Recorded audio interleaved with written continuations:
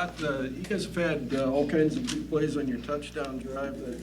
Just doing some research on that, it seems like each time you score, even field goals or touchdowns, you got a pretty explosive play in the drive, 30, 40 yards. How is that at all a concern if you get too reliant on that, or is that just the nature of how you get things done? I think we might be looking into stuff a little too much if we're worrying about having big plays. We want those to happen. Looking back on Saturday's film, what impressed you most offensively about what you guys did? I think we can still play a lot better on offense. We left some points on the table. We left some plays on the table. I think we were more efficient, but we still lacked a little bit of execution more often than I would have liked to. So we got better again, but there's still a lot of room for improvement. Any different looks this week on your offensive line, just with questions around Brendan, or do you just go with Brock as your left tackle right now?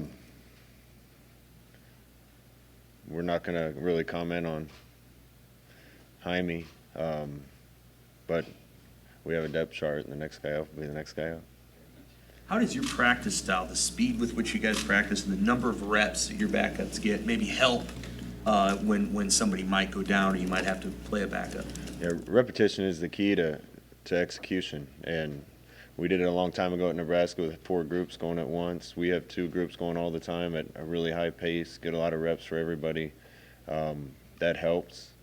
Certainly there's no substitute for live game reps and actually being out there doing it. But anybody that we would put in that's been through camp and been through 3 weeks of the season is going to have had a lot of reps of doing what we ask them to do on offense or defense. So that certainly will help if anybody else needs to play. Taking into account the pace, how close in terms of number of reps do your second and third teamers get compared to what it was like 20 years ago with Osborne? Through fall camp it's pretty even. The ones probably get a few more, but we try to spread them out, 1s, 2s, and 3s. During the season, it's about 60% for the 1s and 40 for the 2s. Kick off the Big Ten season this week. What does this new season mean? Well, I'm excited to get into Big Ten play. We got a big test on the road this week. Watching Illinois on tape, more on defense so far. They've improved a bunch from last year defensively. I think some of the schematic things they're doing are different. They look bigger and faster to me. You can tell they're older and more experienced than they were a year ago. I'm looking forward to going on the road, and we've been close on the road a few times since I've been here and haven't finished one. So if we get that opportunity Saturday, I want our Sarah guys see it through to the end. Is that simple in terms of what's been the difference at home and against on the road, or is there something else that needs to happen to get over the hump on the road? No. 2 games in particular, we had every chance to win, and we didn't. But we had a lot of talk amongst the team about that last week, and the guys found a way to finish the game when they needed to. So we just need to do the same thing on the road. It's kind of a challenge going on the road. It's even more of a challenge when you're playing a night game, have to sit around the hotel all day. Sounds like we're going to have 3 night games in a row, so we're going to have to adapt and play well in those games starting this week. How important was that evening kickoff for Ohio State, particularly on the recruiting front, to be able to get guys? I don't like night games. I'm ready to get it going in the morning and have some time at home after the game and be rested on Sunday. I do like night games from the standpoint that our fans are unbelievable, and it seems to even be better at night. So we'll play when they tell us we're going to play, and I'll get sleep later. Scott, what stood out about Tony Tuioti since you hired him and the job he's done with the defensive line? Basically what you expected when you brought him in here?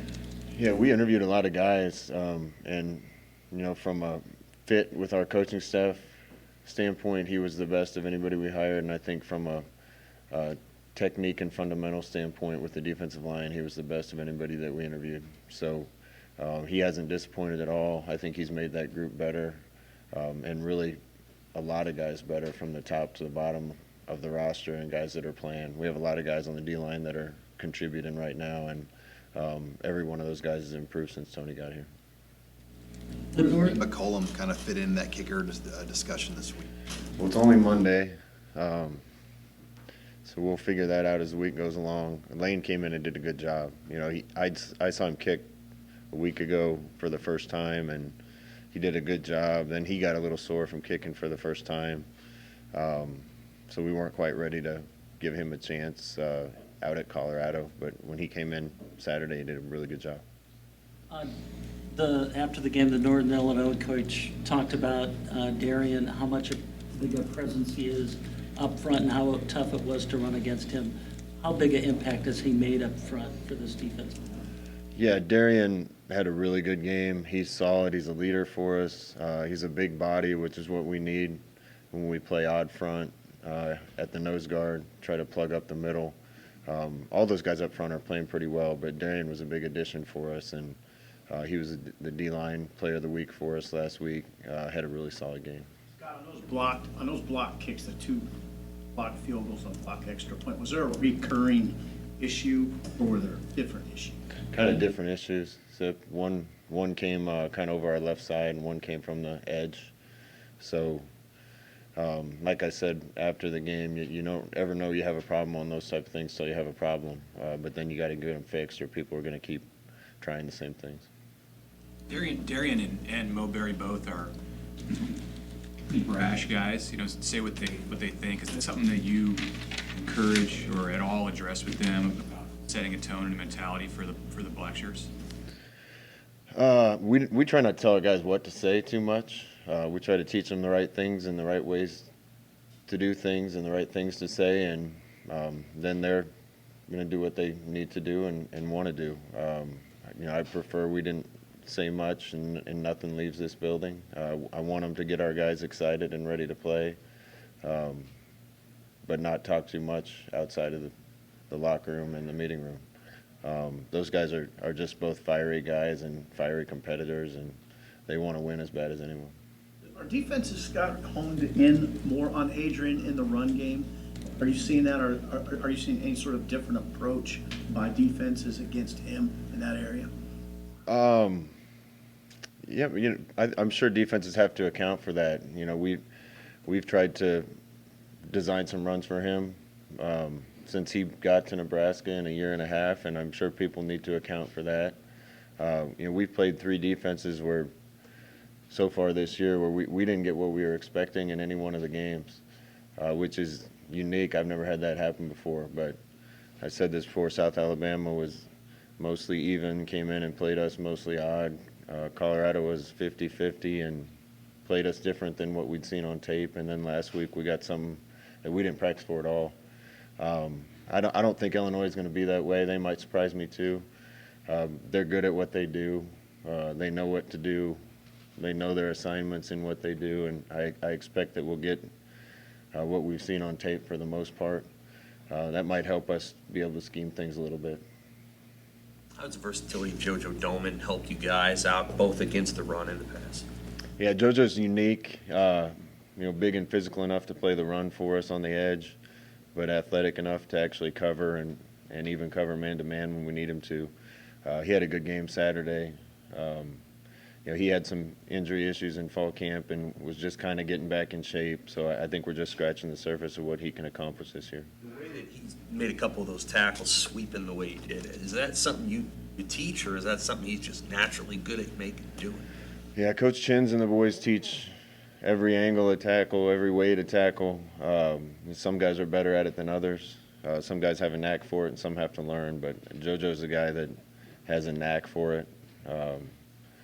So we're going to teach every way that he might have to approach a tackle, but he's a guy that does it pretty naturally. You guys, are you able to self-scout at all during the season, or in terms of tendencies and stuff? Is that something that's more of an off-season project as an offensive staff? We do some during season, quite a bit on the bye week of self-scout. We got 2 bye weeks this year, so I'm sure we'll take a hard look on the bye weeks to make sure we're not giving up any tendencies, and then most of that's done in the off-season. As far as the progress from game 1 to game 3, what have you seen and what areas maybe impress you the most in terms of progress? You know, I thought the defense took a big step forward Saturday, playing 4 quarters. That was a big step. We needed that to happen. Thought the offense executed better.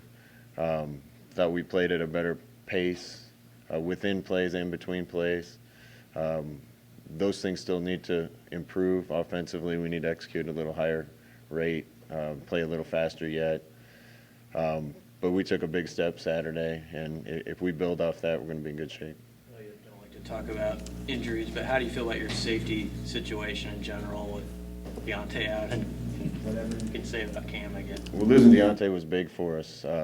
He had an unbelievable camp. I was excited to watch him play this year. He didn't get much of a chance to do anything this year before he went down. It's a testament to Fish and to all those guys in that room, how many guys are playing well right now. The starters are playing well. The guys that are backing up Deontay are playing well. We have a couple walk-ons that are helping us. You're really starting to see the fruits of the walk-on program that Nebraskans love, that I love so much, with guys like Soley and Stallbird playing so well.